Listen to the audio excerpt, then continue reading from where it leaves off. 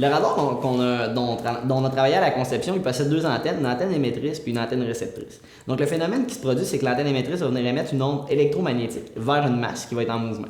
Lorsque l'onde va la frapper, va frapper la masse, l'onde va être propagée dans toutes les directions, puis il y a des ondes qui vont revenir vers l'antenne réceptrice. Donc elle, ce qu'elle va faire dans le fond, c'est qu'elle va capter ces ondes-là, puis elle va les envoyer vers l'ordinateur, et à partir de l'ordinateur, on fait un traitement, notamment au niveau de la théorie de l'effet Doppler et tout ça, donc qui entraîne le déplacement des masses et le son. On vient transférer cette onde électromagnétique-là en signal audio qu'on peut entendre et imager dans un graphique.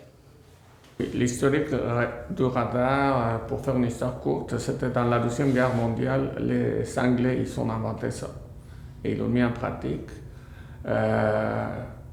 Pourquoi? Parce que les Allemands allaient avec des gros bombardiers, ils voulaient anéantir l'Angleterre et les Anglais ils ont trouvé que s'ils pouvaient détecter les avions suffisamment en avance, ils pouvaient faire décoller leurs propres avions et tenir bataille et minimiser les pertes.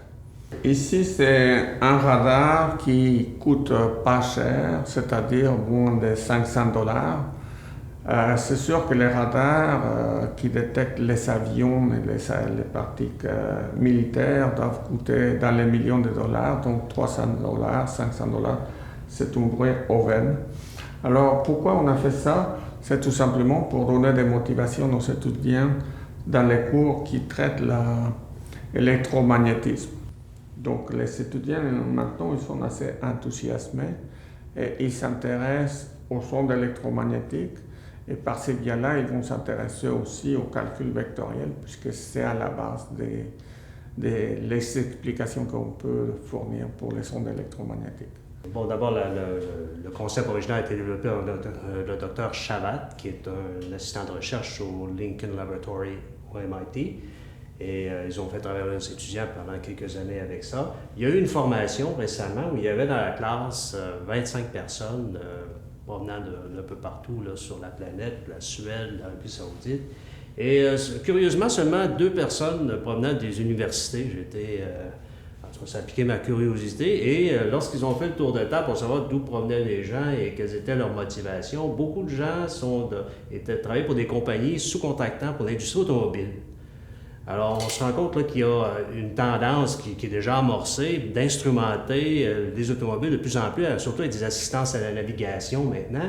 Et ces gens-là venaient, avec ce radar-là, s'initier finalement à cette technologie-là pour pouvoir éventuellement là, démarrer des choses dans leur compagnie. Alors, ce qui nous était proposé au MIT, bon, c'était des cannes de café simplement, ils l'appellent le Cantana, en fin de compte, ce guide d'onde associé à une antenne qui est une sonde, en fin de compte, perpendiculaire là, à la circonférence. Et bon, le radar fonctionne relativement bien. Nous, on a apporté quelques petites modifications. D'abord, ça améliore quelque peu, ça améliore la performance en pouvant ajuster parfaitement les paramètres. Et ça a un intérêt pédagogique certain là, pour des étudiants.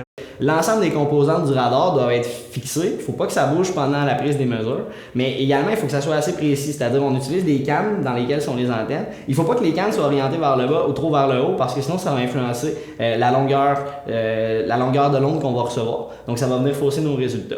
Ensuite de ça, il y a également sur le circuit des points de test. C'est-à-dire à certains endroits clés, quelle valeur est-ce qu'on devrait retourner là? Directement après l'alimentation, quel type d'onde devrait sortir des piles? Quel type de signal devrait rentrer dans le processeur à l'origine de l'émission des ondes, etc. Donc tout ça, ça nous permet de vraiment bien calibrer le circuit. Le plus proche on va être des valeurs théoriques, plus solides vont être nos résultats.